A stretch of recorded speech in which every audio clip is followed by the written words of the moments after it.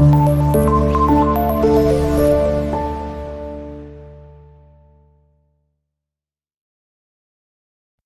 Everyone, అందరూ ఎలా ఉన్నారు? నేను మీ పట్నం పిల్ల మనీషా. ఏంటి స్టార్టింగే డబ్బులు చూపిస్తున్నాను అనుకుంటున్నారా?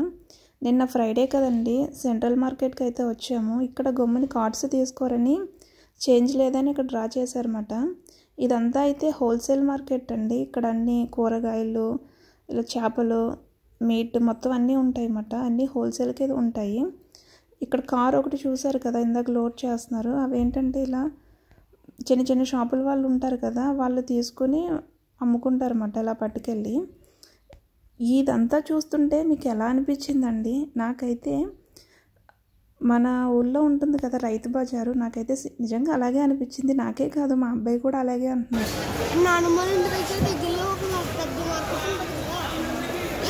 విన్నారండి, వాడు కూడా అదే అంటున్నాడు. ఇక్కడ అన్ని రకాల కూరగాయలు అన్నీ దొరుకుతాయండి. ఇక్కడ మాత్రం నేను ఎక్కువ అబ్జర్వ్ చేసింది ఏంటంటే టమాటోలు మాత్రం చాలా ఉన్నాయి. ఇవన్నీ ఆకుకూరలు మళ్ళీ వేరే సెక్షన్లో కూడా ఉన్నాయి. వాటిని తడిపేమో గోంచం చేసి కప్పేశారు.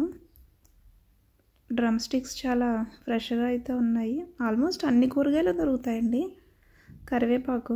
మేమైతే ఇక్కడికి రావడం సెకండ్ టైం అండి. ఎప్పుడో ఒకసారి కరోనా టైంలో ఒకసారి ఎప్పుడో వచ్చాము అంతే, మళ్ళీ ఇదే రావడం. ఇక్కడ ఎక్కువ తీసుకోమండి. ఈ షాప్ చూస్తే మాత్రం నిజంగా మన ఊళ్ళో చూసిన షాప్ లాగే ఉంది. ఎక్కువగా హైపర్ మార్కెట్లోనే తీసుకుంటామండి. ఇక ఆనియన్స్, పొటాటో అనుకుంటా అన్నీ అలా ప్యాక్ చేసేసారు. ఇవన్నీ షాపుల్లోకి వెళ్ళిపోతాయి అన్నమాట, వాళ్ళు తీసుకుంటారు ఎక్కువగా. సపోటా పళ్ళు బయట దొరకడం చాలా తక్కువ అండి, చాలా కాస్ట్ కూడా ఉంటాయి. ఇవి మళ్ళీ ఆకుకూరలు ఇలా సెపరేట్గా పెట్టారు. ఆ లోపల కూరగాయలు ఇక్కడ ఉన్నంతసేపు మా అబ్బాయి వామిటింగ్ వచ్చేస్తుంది, కడుపులో ఏదోలా ఉందంటనే ఉన్నాడు. అనవసరంగా వచ్చామరా బాబు అనుకున్నాం. ఇలా బయటకు వచ్చేసరికి కొంచెం బాగానే ఉందండి, తగ్గింది. మేము మార్నింగ్ 6 కల్లా స్టార్ట్ అయ్యామండి. మాకు ఒక 20 minutes పడుతుంది అంతే మా ఇంటి దగ్గర నుంచి. దగ్గరే. ఏం తినకుండా వచ్చేసారన్నమాట. బయట ఇచ్చుకుంటానులే టిఫిన్ అన్నారని. ఇంకా దానివల్ల ఇంకా ఎక్కువ కడుపులో తిప్పేసింది అన్నమాట. నాకైతే ఇక్కడికి వచ్చిన తర్వాత తిప్పింది. చేపలు, ఇక్కడ అన్ని రకాల చేపలు అన్నీ ఉంటాయండి. చూడండి, చాలా పెద్ద పెద్ద చేపలు కూడా ఉన్నాయి. నాకు ఇందులో తెలిసినవి అయితే ఒక 3 రకాలు తెలిసేమో అంతే.